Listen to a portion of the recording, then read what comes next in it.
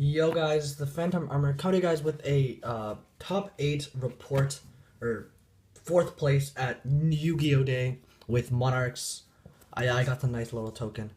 I'm probably never going to play Mithra though, so I guess it doesn't even matter, but I really like this deck, and honestly, it's a really fun deck for me. I know it's kind of supposed to be bland, but I really like it. I like thinking through all your plays. And yeah, and a lot of people are, you don't have to think through a lot of your plays. You got to think when you're not playing against Pepe. So I will tell you that. And I learned a lot through this event. So anyways, round 1, I played against Monarchs, or mirror match, so that was obvious. We didn't even get to game 2. We were both trying to slow play each other. So yeah, we were both uneducated in the mirror match, so we just kind of tried to establish escalation Stormforth. And honestly, I lost that game. So that was my only loss. Going into game 2, I played against Heroes. That was a very easy win because he just summoned Thunder King and I land robed it, and he was like, "Oh shit, I think you win now." And I was like, "Yeah." So I just summoned Majesty Fiend and then marched, and then he couldn't do anything. Or I think it was Vanity Fiend and marched, and he couldn't do anything. And then round 3, I played against Magician Odd Eyes. That kind of caught me off guard. But he made a mistake, so I had Idea and Majesty Fiend, and he got really greedy and attacked over the Idea instead of the Majesty Fiend. And then next turn, I just I drew into Pantheism, and I Pantheismed I think an Escalation. No, it wasn't Escalation. No, it was something dead in my hand. I think it was a Return in my hand. So I just dropped that, drew 2 cards, and I sacked it off to go for Stormforth, and I had the Stormforth, and he couldn't negate anything because I still had Majesty's Fiend on board. So I just sacked both for something. And then round 4, I played against a very skilled Mermaid player, and honestly, it was one of the toughest matches of my life. It was a very skilled matchup, but either way, let's get right into the profile. And yeah, so I went 3-1, losing my first game, luckily getting top 4. Nobody else, I was the bottom of the 4. Only like 3 people went 3-1. So either way, let's get right into the profile. So we're playing Triple Idia. Of course, this card's broken. I didn't actually draw this card at all this event. Like, I think I drew it like once or twice. But aside from that, I didn't actually draw this card a lot. Played Triple Eidos. I drew this card a lot. There was hands where I drew double of these, but I still wanna play 3, just because it's still really good to play. It stops you from breaking, and I don't know if I already said that, but I didn't brick all day. I drew bad hands, but I didn't brick all day, so these guys just help you stop bricking, and I don't know why you would play 2 Eidos. I think if you're playing Majesty's Fiend and Vanity's Fiend in any build, you should be playing 3 of each.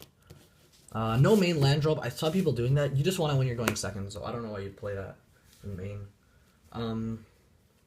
We're playing triple Majesty's Fiend, because this card's really good. And yeah. And then 1 Vanity's Fiend. I think I'm going to cut this card. I think this card's really bad, actually. Honestly, if you lock your opponent down with Majesty's Fiend Dominion, that's already game. So I don't know why you'd need Vanity's Fiend. Like, this card is really bad against Mermails. It's really bad against, like, they can just infantry it. Like, I summoned this once in a practice game against the Mermail player, and he just hit it with infantry and then killed me, and I was like, oh shit. So this card, it's not the most optimal card. I think I'd move it back to side. But either way, these 4 did good today, so. Then I played Double Ether. This card's really good. I was considering playing 1, but then I opted myself to put in 2. I don't know if I'll play 3 eventually. I might cut the Majesty's Fiend for a 3rd, but for now I think I like this. And then I played Triple Erebus. Erebus is really good. Like, it's really good. I can't even tell you how good this card is. I spun so many cards out of people's hands. Like, I'll tell you right now, if you're playing Zombie World in any as a side to this deck, you shouldn't, because Erebus just locks you down. Because Erebus is a zombie, so you contribute summon it through Zombie World. So honestly, like, I would not recommend ever siding Zombie Worlding as Monarch, because you're just gonna get blown up by Erebus. And then finally 1 Mega Caius. I didn't actually resolve this all day, but it's there. It was there, I guess. I had it in my hand once. I drew it once, to be fair, and yeah. Moving on to the monster line or the spell lineup, triple pantheism. It's really good. It's broken actually. It's better pot of greed in this deck. Triple tenacity. This card's really good too. It just gets you to everything, and it makes your pantheism get you whatever you want to. So, triple dominion. 3 didn't really help today. I didn't play against any Pepe, but I still, regardless, think that 3 is necessary in main, so I played 3. Triple Stormforth. Also, Dominion makes your dead hands live, because it can reduce levels. So, triple Stormforth, card's broken, honestly. It's probably one of the best cards in the deck. I Stormforth Escalation almost everybody, and honestly, there was this one game where I had, like, just Escalation, double Stormforth, and the thing you can do with them is it's really nutty. You can activate Escalation, chain Stormforth, chain Escalation effect. Since the card can't chain to its own activation, you can chain it to Stormforth activation. So in that case, you can now tribute summon, and then you can tribute your opponent's monster. So honestly, it's really, really, really stupid, because if at that point your opponent does anything to you, you're like, oh well. If your opponent like MSTs it or anything, the effect is already live, so your opponent can't do anything. So they have to MST it when you declare activation. Not when you like activate this thing, because then you can just chain its effect, and then your opponent can't do anything. So those are all good. Those are all the 3 ofs. What I think are probably the worst cards in the deck. 1 second. What I think are probably the worst cards in the deck is 1 Return, 1 March. I had a friend who was playing 2 of these, and I know that he didn't do as well. He didn't get this nice token. Yeah, I know, rubbing it in his face. But either way, honestly, like, these 2 are just cards that are good when you have your setup. So, I would not play more than 1 of each of these, because these are cards that are only good when you have setup in your hand or whatever, or you have setup and you're ready to go off and shit. Like, these cards are not good past the point that if you have a good hand. So if you draw these 2 with a dead hand, they're not going to do anything. I'd rather draw anything else. Honestly, I think these 2 are just really trash cards. Like, Return, this guy's just good in the late game, and I accept that. I'll play him for that reason. But March, he isn't even that good. It's just good against back row decks, so I might just move this to side. I don't know. I'm still considering it, but either way, this card is going somewhere, and I don't know. This card, it didn't do that much today. It just helped in game 1 against back row decks. That's about it. It's not good in the mirror match. It's not good against Pepe. It's okay against Pepe. No, they don't even have an out to Dominion once you set it up. So it's not even good against Pepe. This card is not really good at all. Like, realistically. I don't know. That's just my opinion. The card just doesn't do anything. Why is the Grandmark? Actually, I just noticed. Why is Grandmark the front of all these cards? Whatever. Moving on, I played Double Pot of Duality. I don't know how I felt about this card. I think I only resolved it twice, like drawing it 4 times. Not because I bricked with it, just because I didn't want to resolve it. I don't know. This card's kind of just a last resort. Like, if you open good and you're not using this, most likely you're winning. So, I don't know. It's just like a last resort to the point where you have, like, Majesty's Fiend Eidos, and you're like, oh, I'll just dig for more cards. So, that's what you need this guy for. And then, double trade-in. I might bump this up to 3, cutting 1 Pot of Duality. Oh, I just noticed, shit, these aren't my Pot of Dualities. Oh my god. Whatever, I'll return those. Double trade-in. This card's really broken.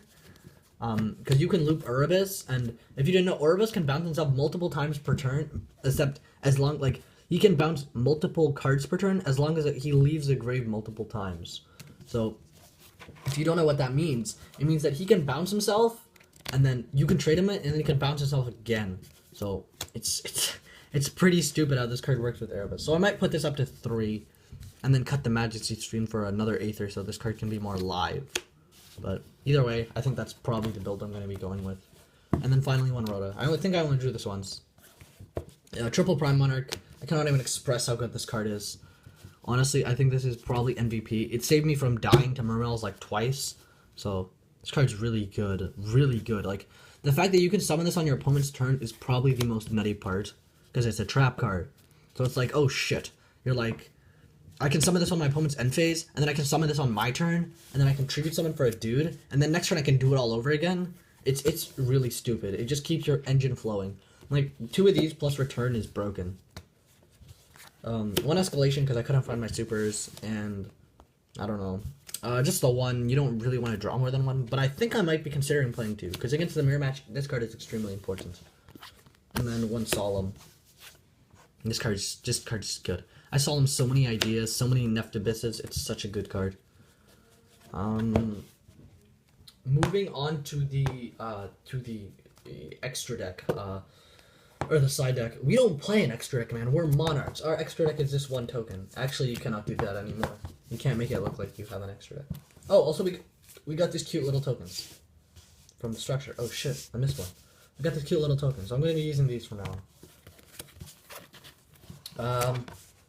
So moving on to the extra deck, or the side deck. Sorry, I keep saying extra deck. Gotta get used to making decks without extra decks. Either way, I'm just gonna show you the list. So I played 1 Fog King. I didn't side this in once because I never got to game 2 with Monarchs, and I don't know how I feel about this card. It's okay, but I don't know. I didn't play it, and plus it's not mine. 1 is a Borg. I didn't side this guy in. I think I sided this once sitting against heroes, so I can hit all of his Dark Claws, but they didn't come up, so. Plus, this card sacking off Prime is really, really good. 1 Thestalos. What you do with this guy, which I never actually got to doing, is you side out, whenever you go first, you side out your Mega Caius. And then, for this guy, because this guy's much better going first. And it never happened. I didn't go first very many times. I think maybe out of the whole tourney, maybe 3 times I went first. And 1 time I couldn't side this guy in, because I was playing against heroes, and this card is not good against them. So, the second Majesty's Fiend, this card's really good. Honestly, it's really good. But not against a lot of matchups, so. I might just move the other one to the side deck. Double Land Robe, I'm probably gonna put this up to 3. I really, really like this card. Honestly, it's just so good being able to flip your opponent's, whatever face down, and then go in. This deck can deal with Infinity, because we have Stormforth, so you can just bait him with Stormforth and then go off. But this card just allows you to do so much shit, it's just so unfair. Honestly, the card can just do so much, and I love this card. I love this card to pieces. Since the moment I saw it, I love the art, I love the card. It's just bae. Trust me. So I probably want to put in a 3rd one of these, just because it's really good. Also, you can, summon this card, off of, Idea. If I were to 1 for 1, and you could just summon it off Idea, and then tribute summon for something, and then you could add back your Idea. So, that would be really cool. Actually, what you can do is you can banish Yugioh, summon Idea, and then off of Idea summon this guy, and then tribute summon for, Mega Thestalos or something. Or Mega, whatever. Aether, Erebus, and then all your effects will trigger, and then this card will get you back your Idea. So essentially you got 2 Idea uses out of it. So this guy's pretty cool. Triple Wavering Eyes. It won me a couple of games. I don't know what I'm gonna do with this card. I'm probably just gonna play Spell Shattering Ears over this. There's better cards, but these are all I have right now. So double MST. I didn't want to play Twin Twister because this deck had nothing to discard that you want to discard. So that's all I have to say. 1 March. March is cool. 1 Kaiser. I think I said this in once against Mermails. Noticed it was a mistake. Took it out. So this card isn't very good. I will admit it now. And yeah, the 2nd March, I didn't put this in ever either. I think I put it in actually once against the Odd Eyes deck. And then Double Drainhorn. This card never came in either. Never a point where I needed it. And then finally 1 Erupt. Because Erupt's broken. If you haven't read it, it's just skill drain for your opponent. It's honestly a win more card, but it helps when your opponent's like, oh, instant fusion, and you chain Erupt, and you're just winning the game. So yeah, this card's pretty cool, I guess. I don't know though. So, yeah, that's been about the deck. I guess it's a pretty cool deck. I like this deck a lot. And I guess yeah, I got whatever place with it, 4th place with it. Totally forgot that for a second. So I guess this deck doesn't have to be that bad. And honestly, I feel like this is probably among one of the prime builds, because you shouldn't be playing more than one of the cards that are only good when you have established a game state. You should be playing more cards that get you to an established game state. Like, try Upstarts, for God's sake. Try other cards. I couldn't fit them in. But, either way, just try some other cards. Like, honestly, this deck is extremely flexible, extremely in testing. Just, like, have fun with it. Honestly, if you don't want to even buy this deck, I don't even care, man. Just, it's a fun deck, and it's cheap, so please try it. I would recommend it before you start passing judgments. The deck is extremely fun, and, yeah, so thank you all for watching, and yeah, this is the Phantom Armor, signing out with a fourth place Yu-Gi-Oh! Day top. Goodbye, guys.